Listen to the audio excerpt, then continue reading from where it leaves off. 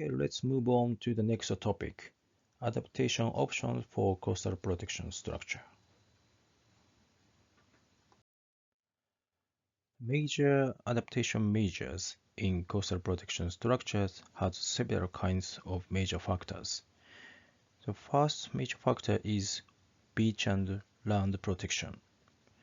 So adaptation measure for beach and land protection has two types of measures, hard measure or soft measures.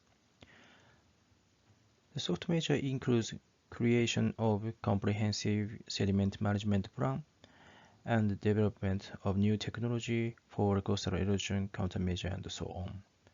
The hard measure includes the implementation of measures based on the comprehensive sediment management plan and the implementation of beach nourishment and erosion countermeasures and so on. The second major factor for major adaptation measures is for coastal protection structures.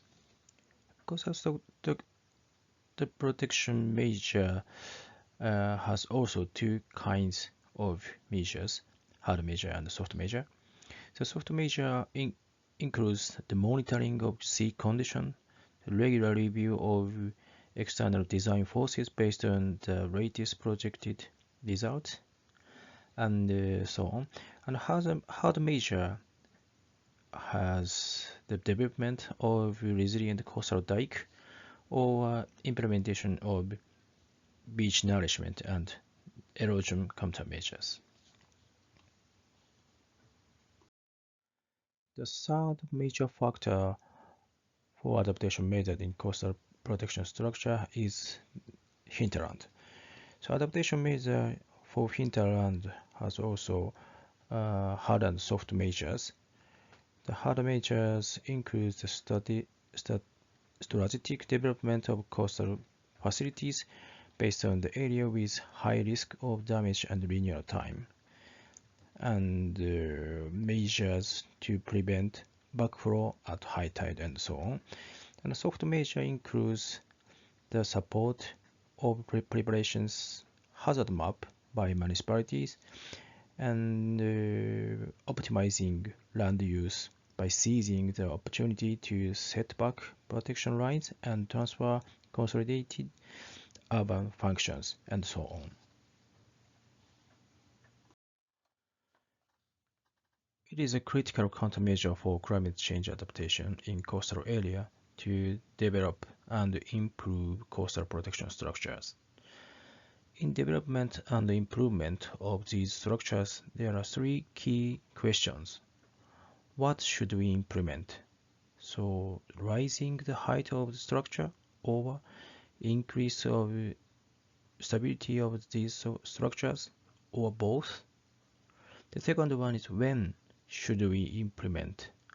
The implementation should be before occurrence of disaster, but nobody knows when disaster happen.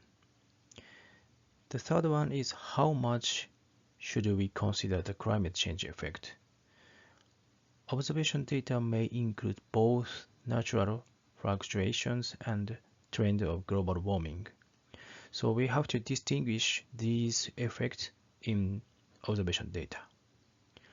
So to develop and improve coastal structure, the important factors are the time scale of global warming effect, the width of natural fluctuations, and the time scale of adaptation strategies, and also we need to consider cost effectiveness. Adaptive coastal management is also important. In future measure against beach erosion, adaptive coastal management with an emphasis on prediction should be implemented instead of taking measures after the erosion damage has become serious, as in the past. It is very important to practice adaptive beach management and promote the development of monitoring methods. Adaptive coastal management has two processes. One is prediction processes, and the second one is the adaptive process. The both processes interactively cooperate each other. Next, I would like to explain cooperation of town planning and disaster risk reduction. The various approaches can be considered when considering community development from the perspective of disaster risk reduction, but first, it is necessary to organize hazard information and enhance the multi-stage hazard information that is necessary for studying community development.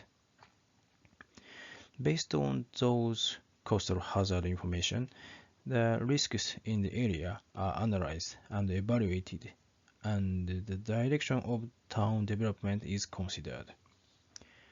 If it is necessary to recognize and accept the risk of coastal disaster and then proceed with town development due to necessity of town structure and town function, it is necessary to implement disaster prevention and mitigation measures in combination.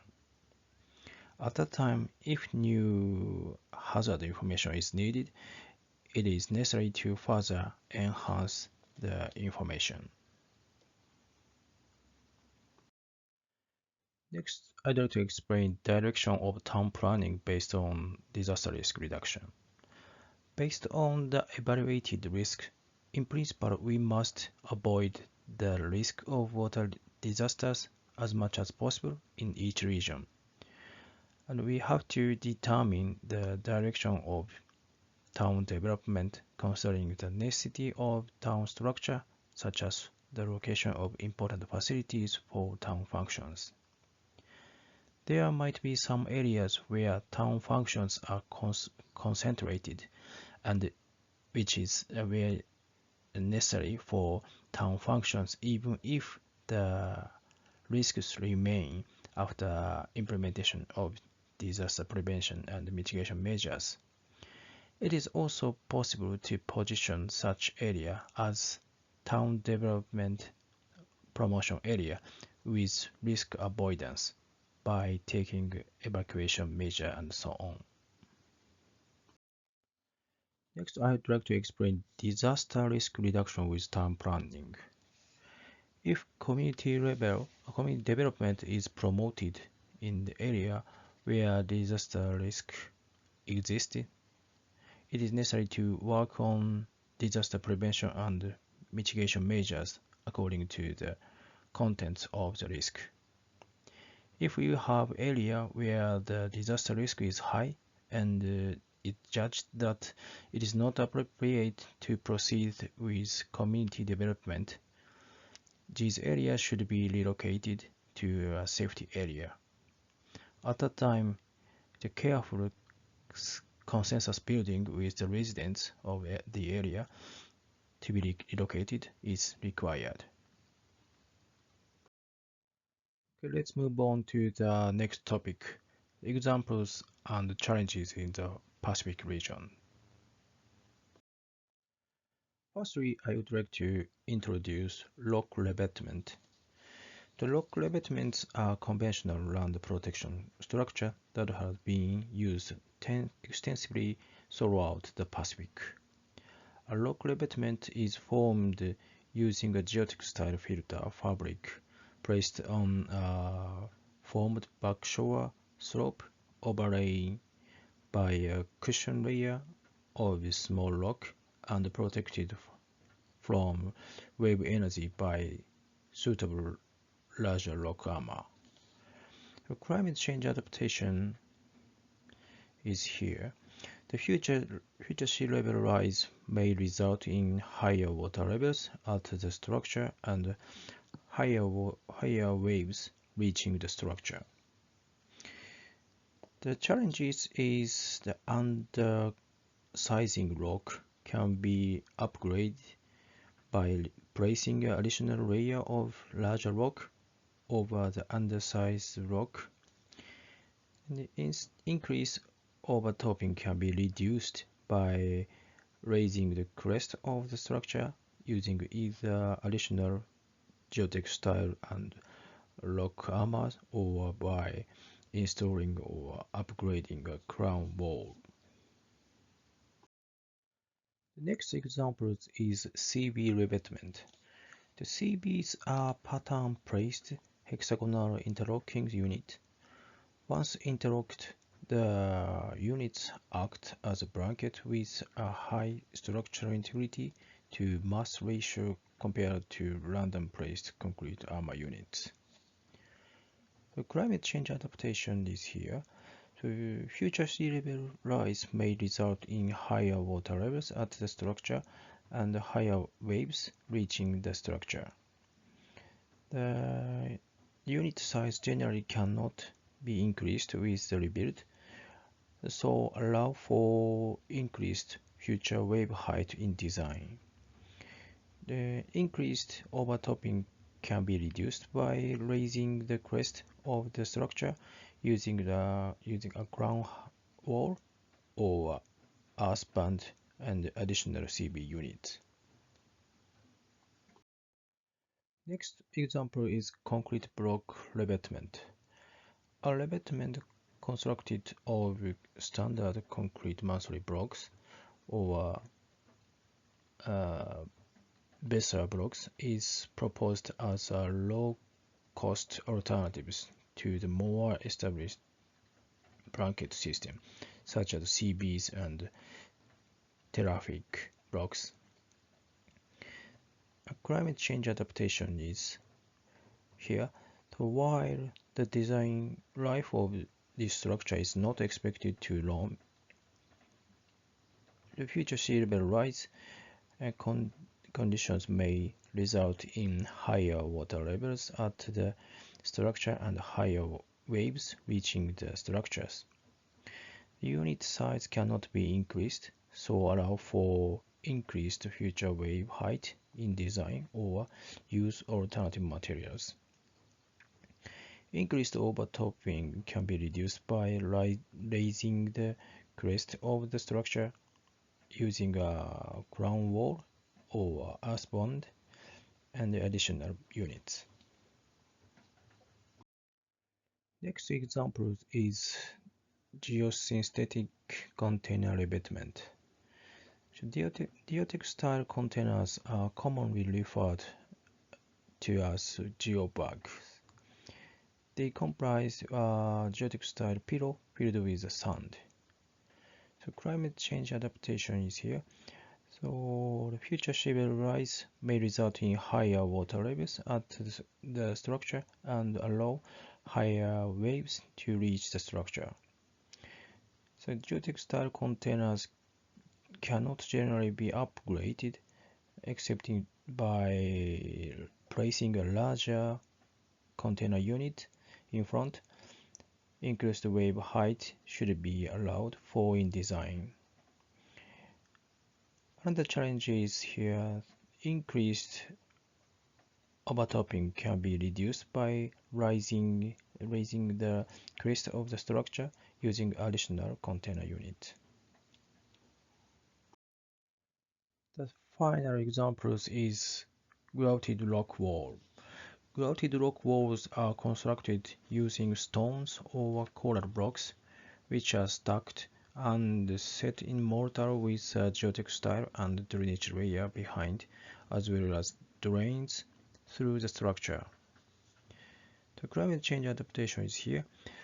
So future sea level rise may result in higher water levels and higher waves reaching the structures. Increased overtopping can be reduced by raising the crest of the structure using a crown wall. Okay, this is a summary of this presentation. In the first part, I explained the types of coastal protection structures, including rigid, semi-rigid, dynamic, and offshore structures, as well as non-structure measured and EBA. The characteristics of these structures should be recognized to identify the optimal measures for your own coast, as well as impact of climate change. In the second part, I explain the major climate change impacts for the coastal protection structure, which is sea level rise, intensification of cyclones, sea temperature rise, increase or intensification of precipitation, change of ocean currents. The sea level rise is statistic change, and storm surge and wave is dynamic change. Also, we have to consider the extreme condition or daily condition. Okay, so in the third part, I explained the adaptation option for coastal protection structure. So major adaptation measures in coastal protection structure are divided into three categories: beach and land protection, coastal protection structure, and hinterland. And I also explained the development, improvement of coastal structure, adaptive coastal management, disaster risk reduction with town planning. And the final session, I explained the examples of the revetment in Pacific regions. That's all for my presentation. Thank you for your attention.